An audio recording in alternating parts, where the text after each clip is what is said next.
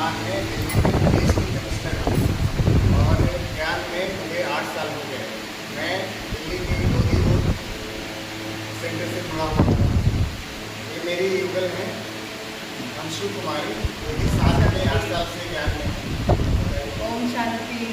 मेरा शरीर का नाम अंशु है और मैं भी लोधी रोड सेंटर दिल्ली से जुड़ी हुई हूँ। मैं भी ज्ञान में 8 साल से हूँ। बाबा के बच्चे हैं। यहाँ पे किस पर्पज से आए, घूमने के लिए आए हैं? हम सोमनाथ दर्शन करने आए थे और अच्छा, ये दर्शन। मेरे फादर है, ये मम्मी है, अच्छा, तो सब लोग मिलकर दर्शन करने आए थे। हाँ चलो।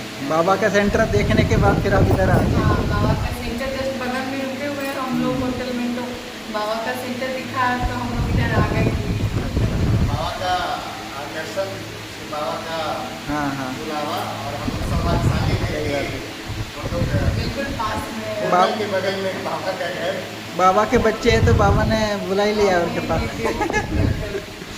ठीक अच्छा है। लगा। ओम शांति। चलो अच्छा, तो अब दीदी लोग ये दीदी का है फोन है, इसका फोटो ले रही है। आत्मा वाली पृथ्वी के बीच ले रही है। जैसे कार की कीमत है ना, कार में ड्राइवर होता था, कार की कीमत होती, ड्राइवर नहीं होता था, कार की कीमत नहीं है। जैसे हमारा शरीर कितना भी गुणवान हो, रूपवान हो, धनवान हो, डिग्रीवान हो, उसकी कीमत क्या होता है? आत्मा है तब तक उसकी कीमत है। आत्मा निकल जाती है, शरीर की कीमत नहीं है। इसलिए हमें परमात्मा ने बताया कि बच्चे आप शरीर नहीं हो, आपको हो चैतन्य शक्ति आत्मा, और आत्मा की 3 मुख्य शक्ति है, मन, बुद्धि और संस्कार। मन के द्वारा स्मृति, बुद्धि की तरफ निर्णय लेते हैं, जो कर्म करते हैं वो हमारे संस्कार है। यहाँ पे बताया कि सभी आत्माओं के पिता कौन है? जैसे शरीर का पिता हमेशा शरीर जैसा, जैसे आत्मा का स्वरूप कैसा है? आकाश में चमकता सितारा जैसा। जैसे हमारे परमात्मा भी बिंदु स्वरूप और रूप में बिंदु है, गुणों में सिंधु के सागर समान है।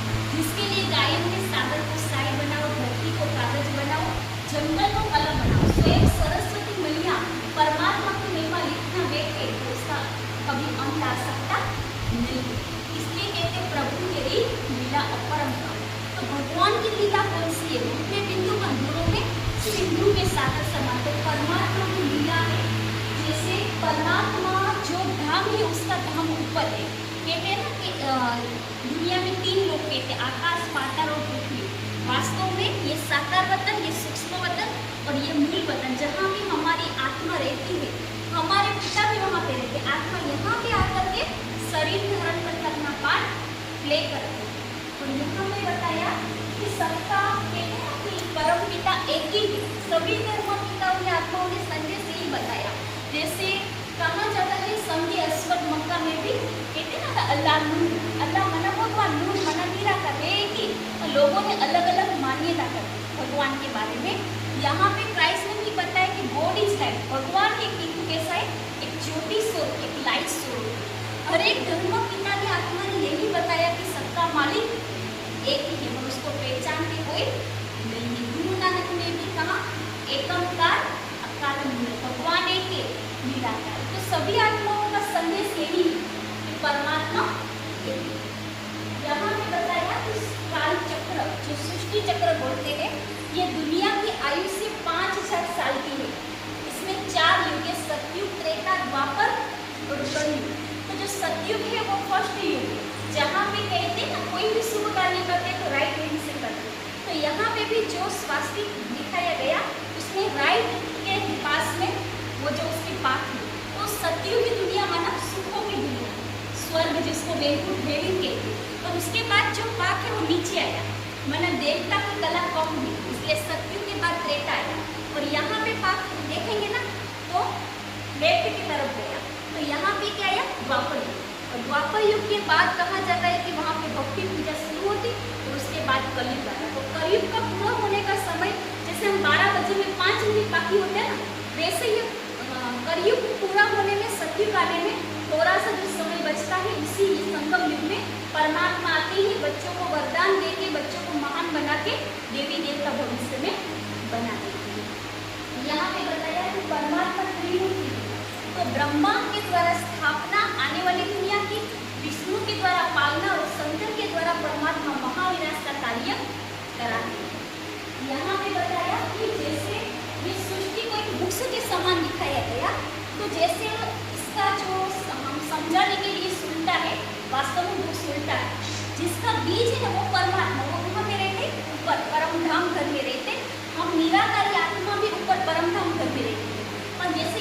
रूप में मूड दिखाई नहीं देते, वैसे परमात्मा के भी जो बच्चे अभी पुरुषार्थ करे, जो अपना जो भी प्रयत्न करे, भगवान को याद करे, अनेक आत्माओं को संदेश कर दे रहे, सेवा कर रहे, वो सभी गुप्त में।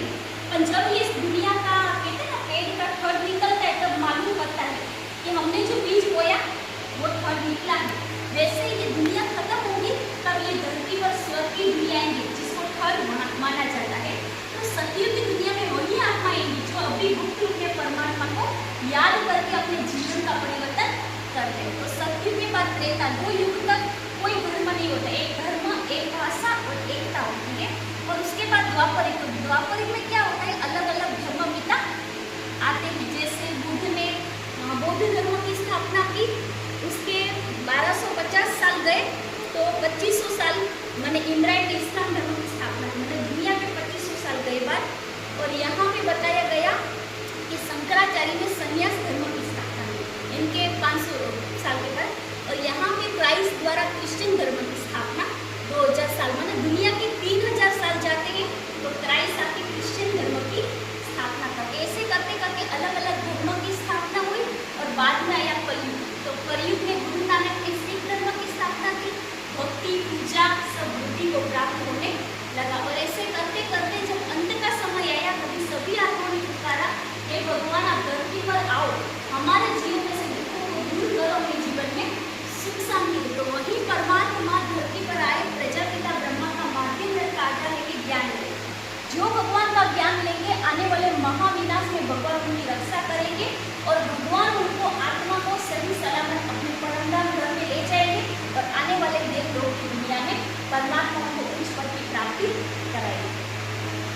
और यहाँ पे बताया जो सीढ़ी का चित्र है, यहाँ पे हमारे 84 जन्म, यहाँ पे बताया सतयुग में 1250 साल में हमारा 8 जन्म होता है। इसलिए श्री कृष्ण की क्या मनाते, जन्माष्टमी। इस धरती पर श्री कृष्ण 8 जन्म राज्य करता है, राधे कृष्ण। और राधे कृष्ण ने बड़े होकर स्वयंवर के बाद लक्ष्मी और नारायण बनते हैं। यहाँ पे 8 कला होती है और 9 लाख की संख्या। और धीरे धीरे द्वापर युग कहा जाता, सतयुग के बाद त्रेता, तो त्रेता युग में कहा जाता है कि धीरे धीरे संख्या बढ़ती है।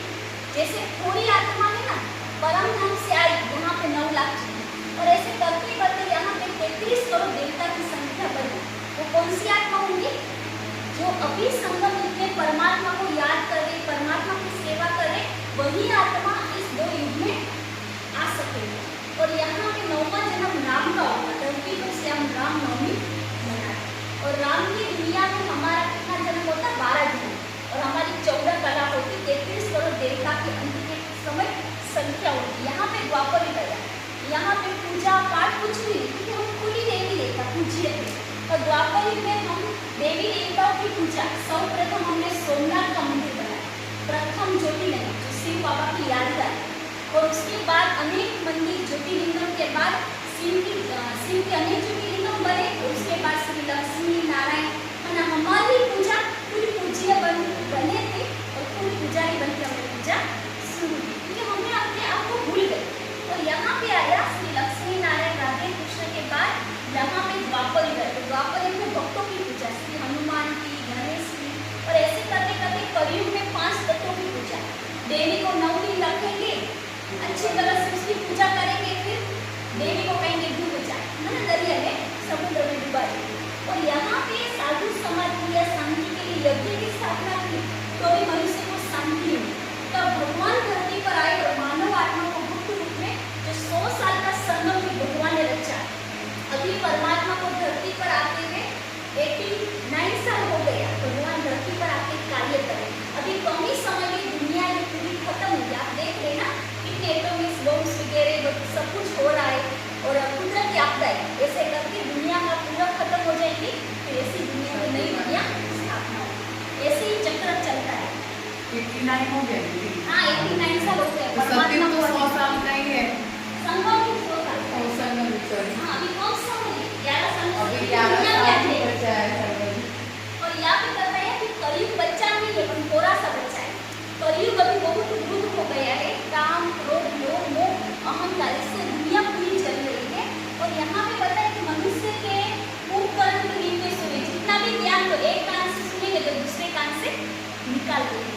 और यहाँ पे एक व्यक्ति ऑक्सीजन के ऊपर होता है, कहते हैं ना व्यक्ति का भरोसा नहीं, कभी भी शरीर छोड़ सकता है। वैसे दुनिया भी अंतिम श्वास पर चल रही है, तो कभी भी दुनिया छूट सकती है, दुनिया खत्म हो सकती है, कोई भरोसा नहीं। समय नहीं है कभी खत्म होगा, कितने समय के बाद वो अचानक ही जो परमात्मा के जो बच्चे तैयार हो, जैसे कोई एक नाटक होता है उसमें आत्मा पार्ट प्ले करती है और पर्दा खुल जाए, किसी ने तैयार आधा हुए आधा श्रृंगार नहीं हुआ तो पार्ट प्ले करने का मजा लेंगे ना, वैसे पूरा श्रृंगार हो तो मजा आएगा ना। वैसे भगवान के भी बच्चे पूरे कंप्लीट हो जाएंगे तब ये दुनिया खत्म होगी और नई दुनिया की स्थापना फिर से हो जाएगी। इसलिए भगवान अपने थोड़े बच्चों के लिए रुके हुए, जो भी परमात्मा के बच्चों को भी परिचय बाकी है। और यहाँ पे बताया परमात्मा को याद करने से जीवन में अष्ट शक्ति मिलती है, जैसे समय की शक्ति, कहाँ जाना होता है तो समझ सकते ना, जैसे भगवान को याद करेंगे तो अपनी सब सोच को समेट करके एक ही स्थिर भगवान की याद में हम परमात्मा से कनेक्शन जोड़ सकेंगे। यहाँ पे समझ सकते पेड़ को पत्थर मारते पर क्या करते, वो पत्थर खाकर भी हमें फल दे, तो वैसी शक्ति हमें भगवान की याद से हमें मिलती है कि कोई कितना भी हमें कैसा भी व्यवहार करे तो हम उसके लिए भी अच्छी भावना, मन की शुभभावना से उसको आगे बढ़ा सकते हैं। यहाँ पे समाज की शक्ति, समुद्र सब समाज है, जैसे हमें भी परमात्मा की याद में रहेंगे सभी बातों को समा के, सभी बातों को समा करके उसकी बात को वो कर सकेंगे। यहाँ पे परत ना निर्णय, सच्चा क्या गलत क्या, परमात्मा की याद से हमें वो निर्णय शक्ति मिलती है। जैसे किसी का शरीर छूट जाता तो मनुष्य हिम्मत आ जाता है, और भगवान की याद में रहेंगे, भगवान को याद करेंगे ना तो हमें हर परिस्थिति को सामना करने की हमें हिम्मत आ जाएगी, शक्ति आ जाएगी। और आपस में कहते हैं ना एकता से, एक एक की उंगली से पहाड़ उठा सकते हैं, वैसे पूरी दुनिया को चलाने के लिए हम एकता से ये दुनिया को स्वर्ग बना सकते हैं। एक उंगली एक परमात्मा के कार्य में मददगार बनके ये पूरी दुनिया को परिवर्तन भगवान के साथ हम करके नई दुनिया की स्थापना कर सकेंगे। और यहाँ पे संगीत करने की शक्ति, जैसे कछुआ जितना चलना होगा उतना चलता, बाकी अपनी प्रकृति को समेटे, जैसे हमें भी जितना करना है काम काज करें और जो भी हमारी कर्मेंद्रिय जैसे आँख नाक कान मुंह उसको परमात्मा की याद में अच्छी किसी आत्मा को मतलब सेवा में उसको यूज करें, बाकी हम सब कर्मेंद्रिय को समेट के परमात्मा को याद करें, मतलब उसकी भी हमें बचत करनी है, जहाँ यूज कर रहे वही यूज करें। और ये हमारे जीवन का लक्ष्य है कि गृहस्थ जीवन में रहते न ऐसा कर्म करे तो नारायण